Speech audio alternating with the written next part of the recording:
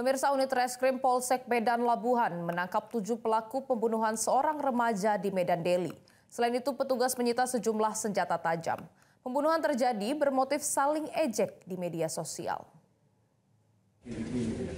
Ketujuh pelaku ditangkap unit Reskrim Polsek Medan Labuhan di sejumlah tempat di kediaman pelaku di Kecamatan Medan Deli, Sumatera Utara. Ketujuh pelaku terdiri dari 2 orang dewasa dan 5 masih di bawah umur. Pelaku membunuh korban Fajar Marlaba Hudri pada tanggal 2 Mei 2025 pada Jumat dini hari.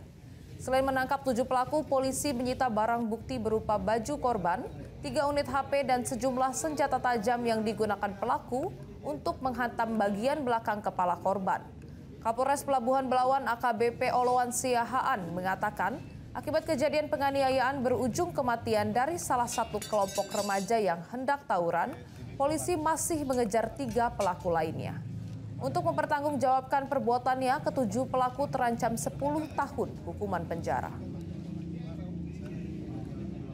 Ini diawali adanya provokasi dan saling mengejek di media sosial antara 2 kelompok pemuda.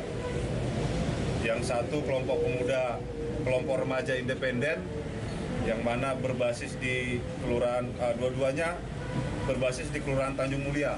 Dan kelompok kedua adalah kelompok Warbuji. Jelajahi cara baru mendapatkan informasi. Download Metro TV Extend sekarang.